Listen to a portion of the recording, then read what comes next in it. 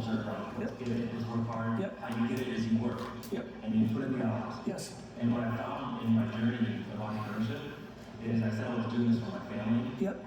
And then I started doing it myself as well. But then my family's over here saying, well, where are you? Russ, where the fuck are you? Yeah. Straight up. Yeah, because every workaholic does it for their family, but what they're really doing is because they fucking love the game. But your family benefits from it too. No shit. Yeah. But that doesn't mean that it's still true that you're doing it for your family. You're doing it for yourself because you can't, I don't know, but for a lot of you, I'm sure, because this is what you do for a living, so a lot of you are very entrepreneurial and entrepreneurs.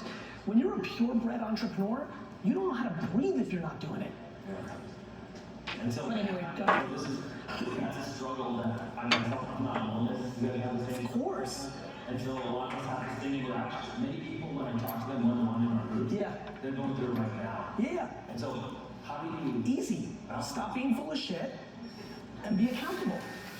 If you're worried that you're missing time with either Susie or your wife or husband or Johnny, then don't skip Johnny's fucking baseball game to go close a deal. Go to the fucking baseball game.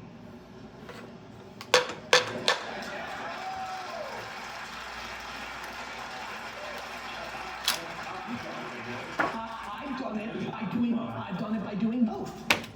I can only give you a focus group of one. I've done it by doing both. I'm not one of these people that put the ideology of not missing a single thing that my kids ever do on a pedestal. And I'm not someone who wants to wake up in 10 years and see my kids look at me and be like, who the fuck are you? So I do the best I can. I try very hard to choose family over everything. I have real boundaries like weekends and families and birthdays. And I'm sure, just like every parent on earth, my kids are still gonna shit on me when they're in their 20s and 30s about it. But I'm gonna know when they're shitting on me that I really did the best that I could. I also tried to change along the way, right? I'm dealing with, back to marketing, day trading attention. I'm also day trading the truth of my family. Things change, different moments need different time. But I think where we lost in the world, politically, parenting, ideology, is we've become too extreme. You've got people, like, I've got friends who are like, I don't miss a single thing. I'm like, okay. Like, they walk around like it's a huge, it's wonderful. I'm like, well, you're going out of business over here, so it's gonna be, you know? And then there's other people who miss everything and they're like, I'm doing it for my family. Like, you know, when your kids shit on you, when they're older, and you know, I'm 48 now, so I've got friends who got 15, 16, 19-year-olds, and they're starting to hear things. The best part about life is you can see things. And so, what would I say when you all get into circles and cry about it? Stop crying. And either you're posturing to look good in front of everybody, but you don't really mean it, because if you mean it, then fucking change. That's a great advice. First and foremost, the number one thing as you think about how you're spending your money to make more money, aka marketing, you have to take your personal opinions off the table. The number one reason so many people struggle is because they say dumb shit like, well, I don't like TikTok. Who gives a fuck, Carl? Do you like money? The biggest vulnerability in this room is not being smart enough or being hungry enough. It's just actually not knowing how to dominate when it comes to people relationships. You know, I think most people that would be in a room like this, if you're here, you're doing shit. Let there be no confusion. If you're here, you're doing shit, right? You know, especially for somebody, if you're 24 hours into feeling like, oh, Carl's really crushing it, or Susan's doing it. If you feel any level of like that, you're completely confused, because if you're here, you're doing it, right? The question is, how big is doing it? And what do you actually want? And I think the thing that I would really try to land first, before I go into other subject matters, is you'd be stunned how much your personal upside is being capped if you aren't profoundly kind to the people that work for you. It is a very grandma statement. It's a very kind of like foofy kind of like, the world is kind to shit, but it is profoundly impactful. And so I would bet the farm that many dozens of people in here are dicks to their team. I would bet the farm on it. It is just the way the business world is. It's the way society is. And I beg for the people in here as I'm going on this subject matter, if it gives you any thoughts or feelings, if you want it for you, I promise you that what's happening underneath you and how you're setting the tone and what you're doing is a huge impact on your zeros. This is not about entitlement and letting people get lazy and like silly non-results things. This is about building empires. This is about building big empires, but you would be stunned, I believe. And the reason this is an important subject matter is I'm sure at this point, plenty of people have heard about the Great Resignation, right? Because of COVID. The thing that I'm way more worried about as all of you go on your journey to build the things that you want to build is the great never applying in the first place. The amount of options 17, 19, 22-year-olds have going into the world, and they're aware of it, of how easy, that will be the word I use, it is to make $60,000 a year flipping on eBay, making content on TikTok, dabbling in NFT land. There are so many more options than what we grew up with if you're over 35 here, that it's profound and people are missing what's actually happening.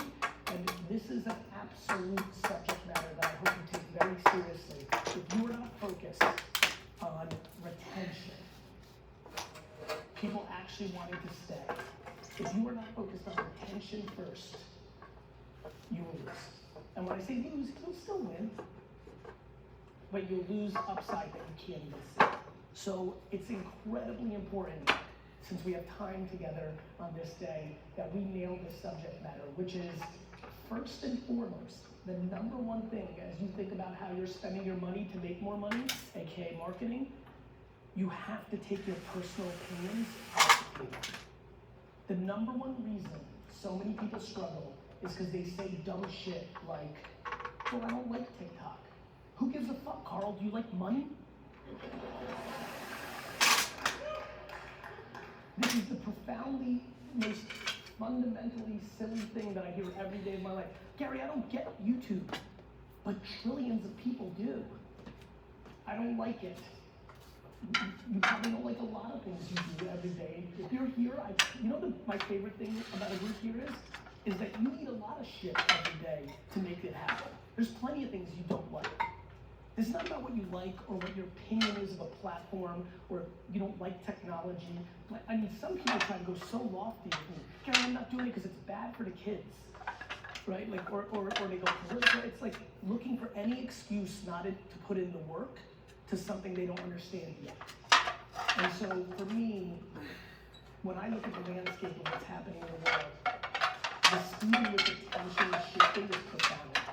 Facebook and Google, Twitter, and YouTube, TikTok, these things are moving so fast. You know it. TikTok came out for most of you in the last 24 months. Elon bought Twitter yesterday. This stuff is just moving. It's moving and moving fast. And you have to understand that even more importantly than balancing your checkbook is your ability to understand where your customer's attention is and how to make pictures, videos, written word, audio to get in front of them and do business. And for a lot of people that are winning, the quickest way they use market share is by being outflanked by competitors doing contemporary work when they got cozy because they did it. This today is about business. You can do it however you want to do it. When I start this conversation with the first 10 minutes around culture and how you treat people, I'm not joking about what I said. I know a lot of people that struggle with that here.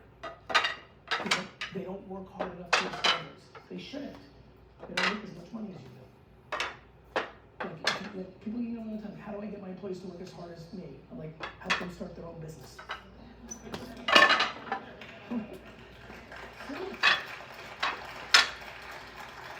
I appreciate that. These are the important conversations. Because when you win this, when you figure out how to build an actual team, you can scale. I can do a lot of things, but you can only do so much. So many of you are carrying way too much stuff because you're not building teams. You're a micromanager, you're insecure, you're not building up retention, you can't create scale. It's only people. It's people. And so that's a huge combo. And then the second part, Thaddeus, I think we should get up here and do some Q&A. The second part is something we really need to spend time on while I'm still here. If you do not have a contemporary marketing plan, you are losing market share, you are losing growth. If you don't have people around you that want to be there, and you're constantly having to retrain and find different people, you're losing growth. The blueprint's simple, the execution's hard, so why don't we do a bunch of Q&A around that. I'm really, really happy to be here. Thanks for having me. So what drives you? A level of gratitude and guilt that I have such a natural talent to communicate and execute that I can have a profound impact, and I feel a sense of obligation to kind of leave it on the field. It's not wasted. Yeah, it's kind of a curiosity of like, how good can I do it? You know? Like, it's like, what, you know, again, for the people that raise their hands and for the people that don't know me well, like, my big thesis is you have to cut out the noise, all of it. Especially the positive noise. When everybody tells you you're great and you're awesome, you become addicted to that. Now you're completely vulnerable to the negativity. The reason I'm so out there on social is because it's hard to be so out there on social. Most people can't deal with the heat. They don't like when somebody says they're ugly, or stupid, or full of shit, or a scam artist, or they suck, or they're overrated. People don't like that. I don't care, not because I'm so cool, it's because that person doesn't know me. How can I possibly be upset when Sally Pants 47 is having a bad day? Sally Pants 47 is having a bad day and decides to take it out on me because I look too happy. I'm not mad at hate. I'm compassionate to hate. But at the same token, knock on wood for me, 90% of my comments are just little goat emojis.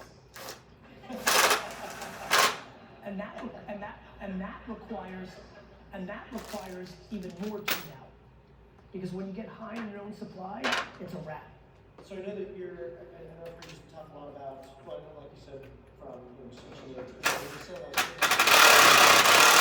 and they said, oh, we're going to email. And she's like, why the heck do we use email? Just walk around the classroom and just give teacher so-and-so a message. I don't know if you see bullshit. Do you know what I call this? Do you know that when Canvas came out, all the artists said that wasn't real art, that if you didn't put it on billboards, you should go read what they said about the television.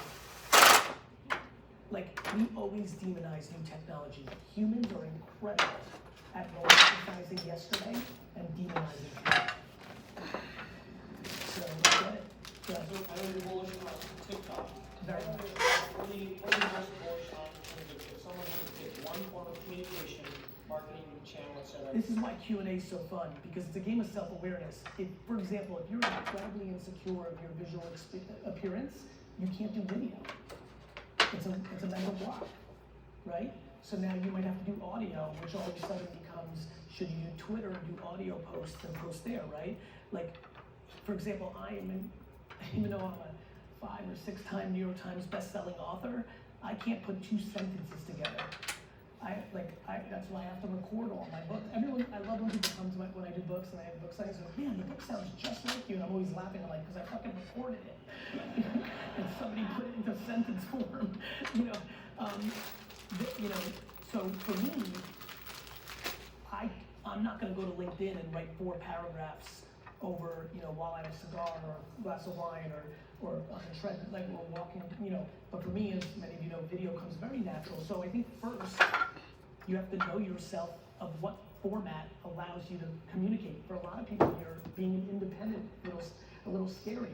Maybe having a sidekick or a friend, then all of a sudden you got a podcast, right? So you have to know yourself first. After that, to be very frank, if you actually know how they all work, they can all be great. You can dominate on Twitter. You can dominate, maybe you're a great host or hostess. All of a sudden, maybe it's a Facebook group that you should be building, right? So there's a lot of ways to win. Now, there are always moments of time where there's so much attention on a platform that if you post, you get more organic reach without paying.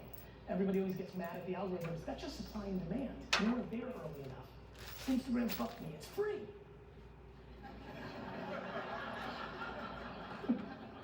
I get like 1 billion DMs from influencers. Gary, Instagram fucked me. I'm like, it was free. It was free. So algorithms change.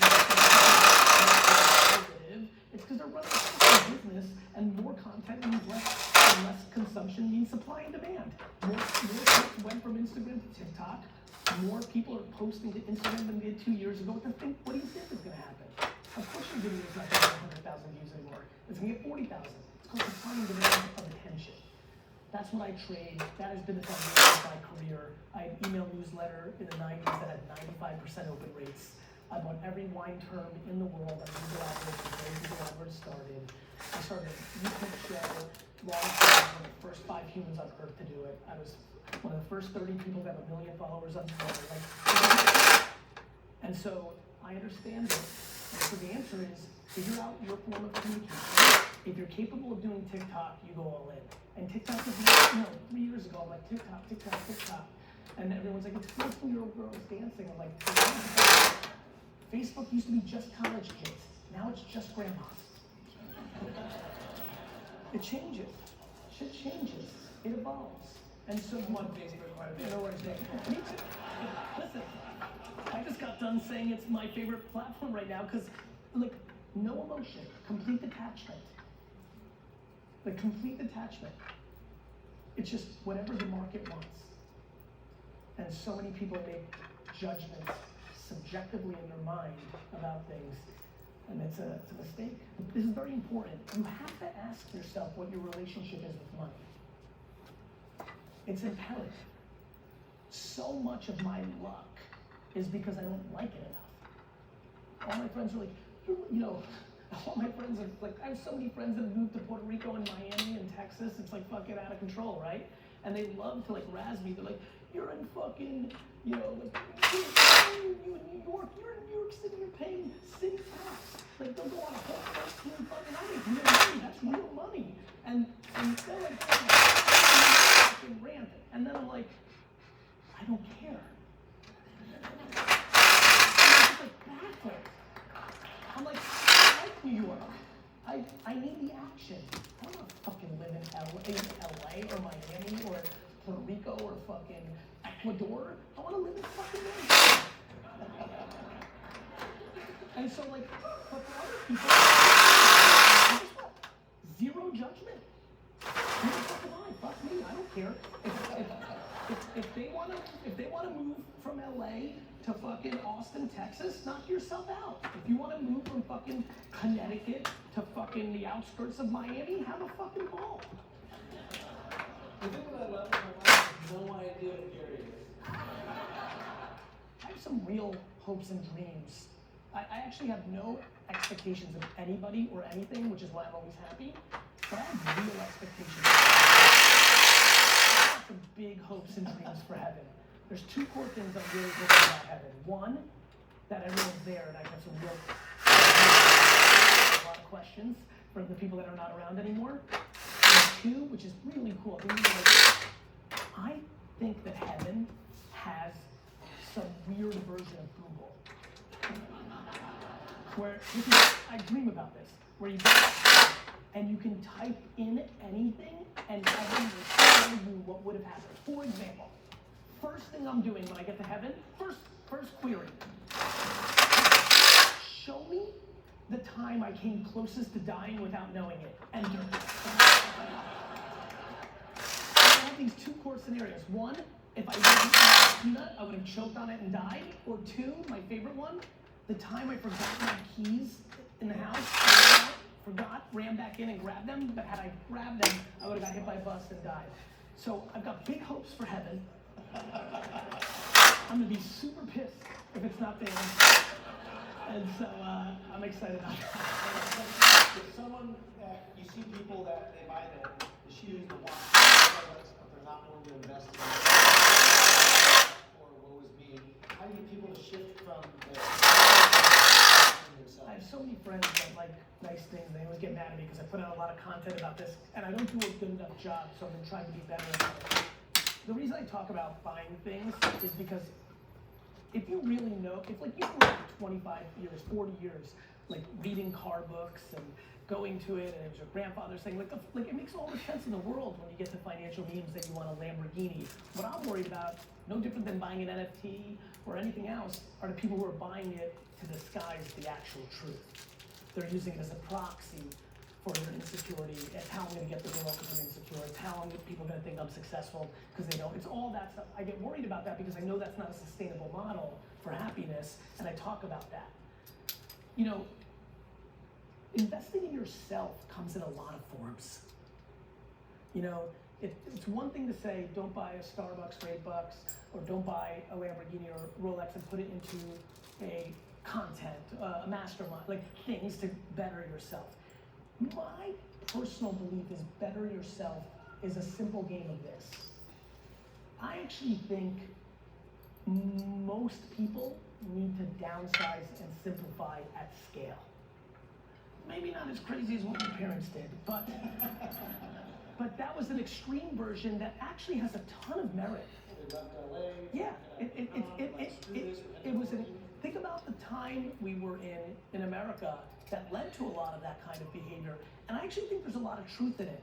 Like, it's so funny because I'm so into business, I'm into all this other stuff that I love, so it's not obvious what's actually happening in my wiring, but I just want more simplicity for people.